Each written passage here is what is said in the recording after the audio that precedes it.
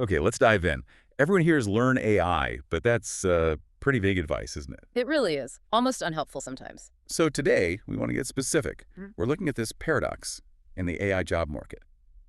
Huge job creation happening at the same time is really focused job destruction. Exactly. And there's some quite stark data on that destruction part already. Yeah, Stanford research is showing something like a 13% drop in employment for younger workers, say 22 to 25, in jobs really exposed to AI. That's just since late 2022.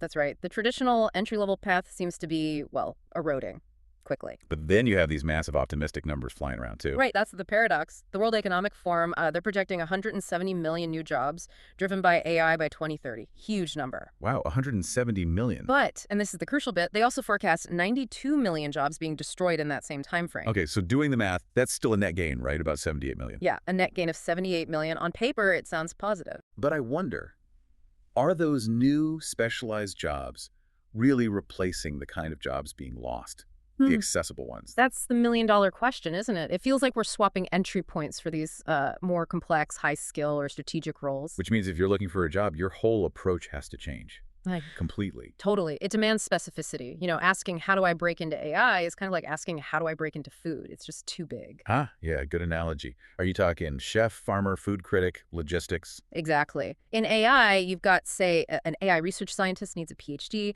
published papers, maybe pulling in $500 K plus at Meta, Okay, high bar. versus maybe an AI prompt engineer. That's more about great writing, communication, often no coding needed, still making six figures, wildly different paths. So generic advice is useless. You need to be predictive, look for the real signals the market wants. Precisely. For a machine learning engineer, it's not just I know Python. The signal is, have you actually deployed models to production? Can you make something that works in the real world? Right, practical application, not just theory. Yeah. Or take AI governance specialist. Huge growth area. Okay, what's the signal there? Compliance background. That helps, but the big one right now, deep specific knowledge of the EU AI Act. Regulation driving demand. Absolutely. That act is creating immediate global need for people who understand compliance, ethics, and AI. Those jobs are booming. And knowing that changes your timeline, right? If you're already in compliance or law. Yeah, you could potentially bridge into that AI governance role in, say, 3 to 9 months, much faster than retraining for a purely technical role. Whereas the ML engineer path might be more like 6 to 18 months, maybe longer, depending on your starting point. Exactly. Prediction and knowing the specific signals for your background are key. Okay, so strategy is crucial. But there's this whole other layer, isn't there? Public perception, morality even. Oh, definitely. It's not just about can AI do the job, but will people accept it doing the job? And Harvard Business School looked into this. They did. Found the public is surprisingly okay with automating about 58% of occupations if the AI is competent and cheaper. 58%, that's quite high. But there are exceptions. Things people just won't accept AI doing. Yes, a small group, around 12% of jobs, are seen as categorically off limits. Why? What kinds of jobs? It's where automation feels morally wrong.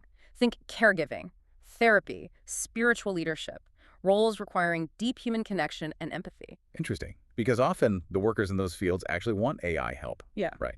For the admin stuff. Desperately. Imagine caregivers or therapists using AI to summarize intake forms, handle scheduling, freeing them up for the actual human interaction. But the public pushes back on any AI involvement in those areas. That seems to be the friction. Workers want relief from bureaucracy, but the public sees AI encroaching on sacredly human ground. It's a tough spot. Which maybe explains this surprising finding from the blue-collar sector. Less of that moral resistance, perhaps. Possibly. A survey of home service pros plumbers, electricians found 40% are already actively using AI. 40%, wow. Not for replacement, for augmentation. Saving, on average, 3.2 hours a week. That's significant. What are they using it for? Mostly admin tasks, scheduling, invoicing, but also on-site troubleshooting, like quickly pulling up technical manuals or diagnostic info. So it helps them do the core job better, faster, frees up time. Exactly. Yeah. About 160 hours saved per worker per year. And crucially, 73% said it had zero negative impact on their hiring. AI is helping them lean into the skilled parts they enjoy. Okay, so wrapping this up, what's the big takeaway for someone listening right now trying to navigate this? Be predictive. Don't just learn generically. Figure out the specific market signals relevant to your skills and background. Hunt for those niches like the EU AI Act knowledge. And think augmentation, not just replacement. Use AI to amplify what you do best. Precisely. All right, and a final thought to leave everyone with. Maybe the biggest hurdle isn't AI's capability. Maybe it's us.